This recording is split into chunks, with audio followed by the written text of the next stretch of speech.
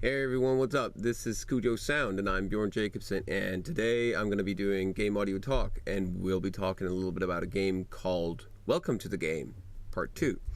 It's a pretty interesting game because it's very indie in a lot of ways, and we're going to go over it as I normally do on game audio talk and try to decipher how did they use sound as part of their solution. What problems might they have had? We're not in any way trying to bash the game or discuss if it's aesthetically good or anything like that. We're strictly commenting on solutions to various problems, or how something is solved, how it could be solved, could be better, could be this and that. Not a review of the game. It's simply just about how are the sounds implemented and how are their solutions in terms of it. So let's get to it. Help me!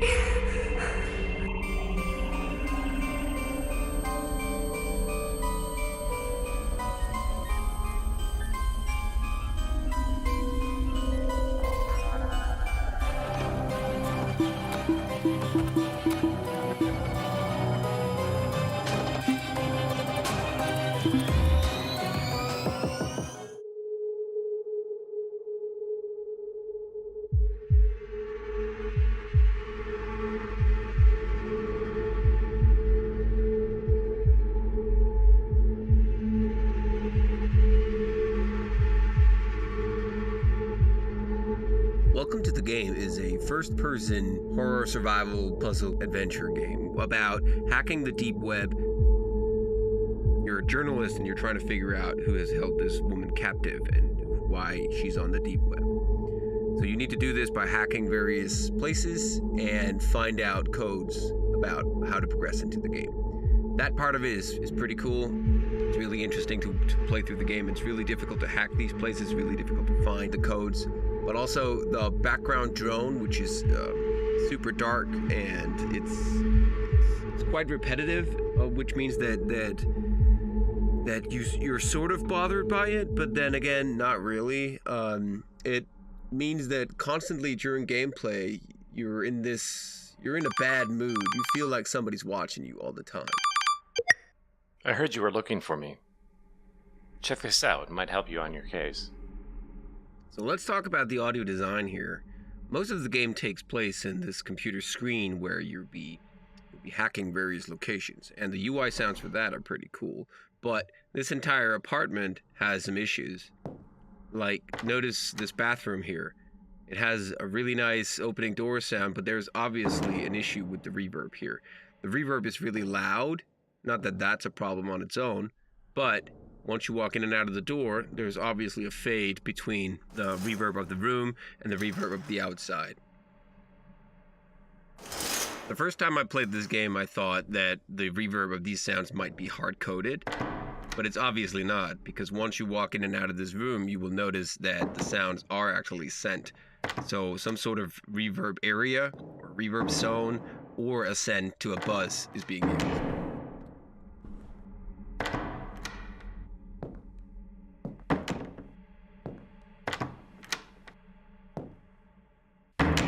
The reverb here seems to be triggered by the open door, but also some sort of marked area which is only active when the door is physically open, meaning that you can jump in and out of the room faster than the gate is expecting you to do. Another door in the game has this really nice transition whenever you open and close the door. The only problem that I might have with this is that the sound of the actual door opening and closing is always the same.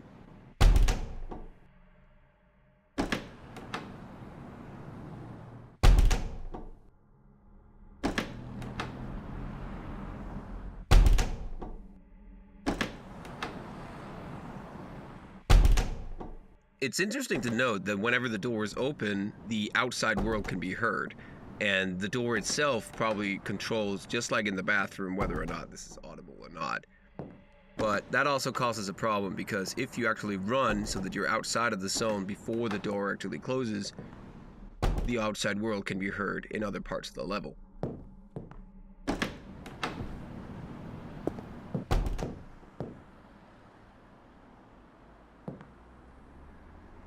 Another issue that you have because of volume control with a door like this is that it can cut off things abruptly. Notice this next exit here, and notice how the sound is being cut off unnaturally and has a slight stutter. Again, moving too fast out of the door also causes sometimes the emitter of the outside world to be located on the door and audible.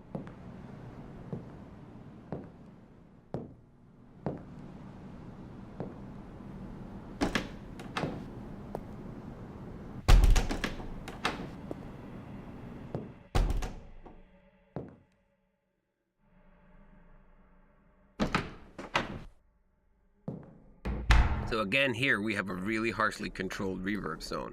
But one of the things that this game really does well is that even though it's mixed super harsh, then all the sounds that are extremely loud really causes the game to be jump scary almost all the time because everything else is so low.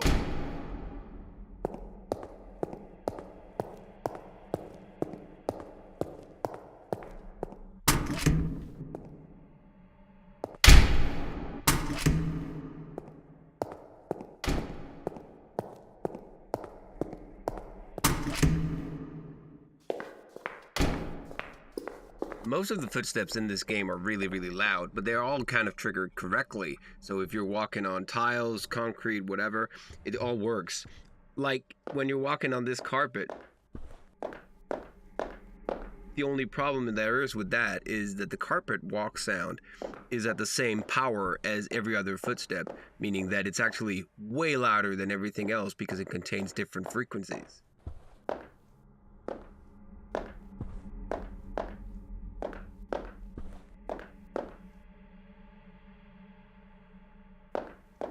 Personal problem that I have with most video games is that if footsteps are repetitive or can cause some sort of pattern because one sample sticks out, then it bothers me a little bit because it sort of breaks my immersion.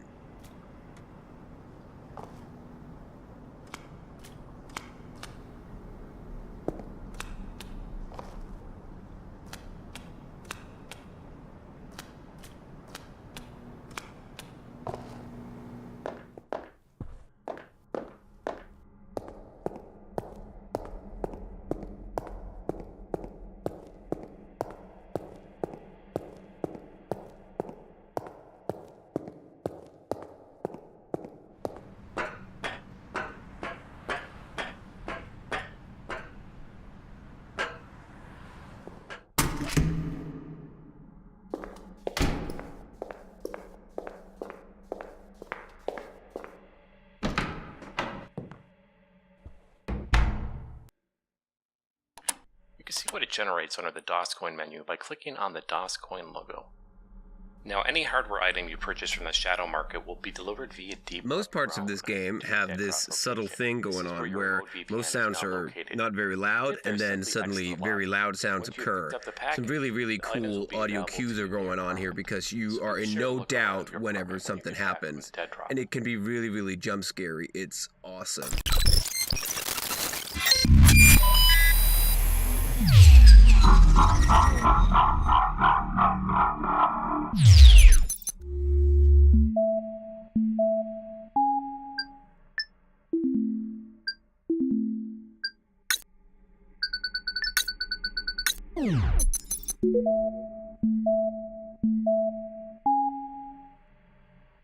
Pretty sure if this was to comply with AES-EBU 127, it would be slightly over the top. But it's really, really getting the message through. It really, really works really well when playing the game. You jump 10 feet out of your chair.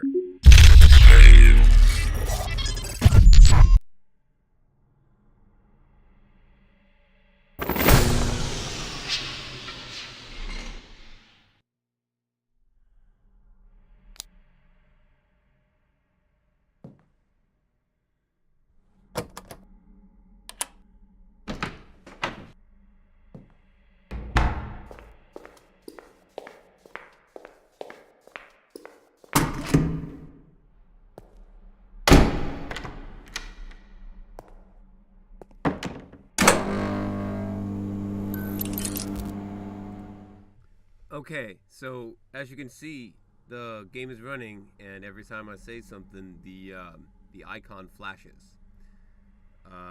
It's a pretty interesting feature. Someone, you can, when you're in the closet, we can left click and peek, but you can see it detects the noise of what I'm saying. This is a cool feature because it uses the voice of the actual person playing, and also like has a way of taking real life events into the game, which is kind of meta, but it's cool. What I'm worried about is that what if I play the game on speakers with pretty loud volumes? Will that then cause feedback into the microphone and somehow cause the game to think that I'm noisy, so actually breaking my gameplay? We'll see. Let me try and crank up the volume here, just to see if it creates any kind of if the microphone icon goes red because I crank up the volume, we have a problem. Let's see.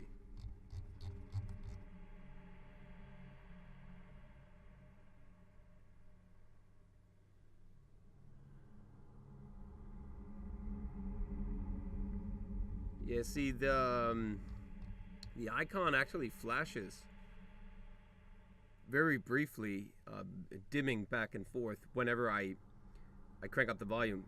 That might be a problem. But again, I kind of like this feature. I mean, if it works the way I think it will, then it's pretty cool. So, like I previously mentioned, this game has a lot of audio cues. They're very subtle and you might not regard them as really important, but in this case, you hear the drone that is supposed to deliver your stuff that you just bought from the black market. That works really well.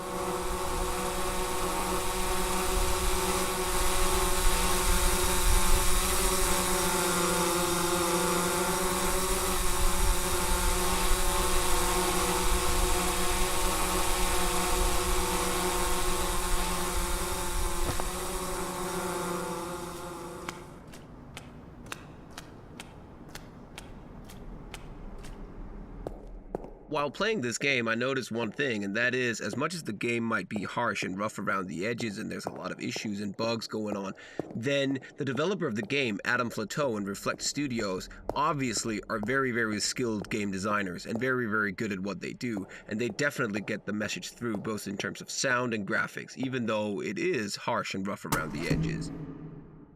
Although the sound design and the sound implementation is just as rough around the edges as the rest of the game, it works really, really well and really gets the message through with supporting all the jump scares and the immersion of the game while playing. Got you now, fucker. Clear!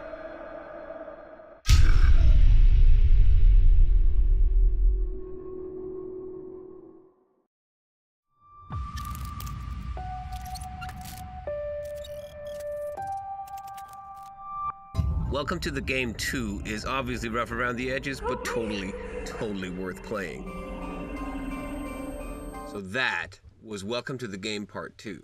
It's a really, really good game. Surely it's rough around the edges, has some issues, kind of a couple of bugs, and the sound design may not be the best mixed in the world, the graphics might not be the best on the planet, but the game design and the whole thing going on around it and the way the sound design and the graphics are implemented makes it really, really interesting to play. It's really, really difficult, and from a horror perspective, it's really, really jump scary. I had goosebumps almost all the time when I was playing it, and it's clear that Adam Flateau and the rest of the development team clearly know their game design and how to do with these games.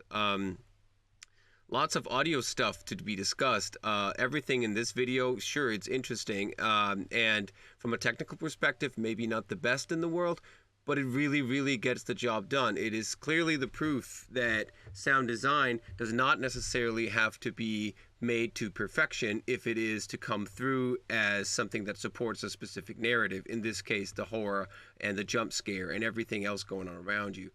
Whenever you're hacking, we just sit in front of the computer. The UI sounds are great. You're having a great feeling of that you're actually in front of the computer. And you get really, really scared every time something happens because it's so loud in comparison to everything else. This game is everything I hate about horror games. Really, it's everything I hate about horror games. And I really, really like it. I really, really enjoy it. And it's Horror done right. Well done. That's it for Game Audio Talk today. I hope you liked it. Hope you enjoyed it. Hope you learned something about audio implementation and this specific game. You should buy it on Steam if you want to. Don't forget to subscribe here on Patreon, YouTube. Hit a like. Go to Instagram, Twitter, Facebook, whatever. All the usual promotional stuff that I have to say at the end of these kind of videos. Please do. I'd really, really appreciate it. Everything is in the description below.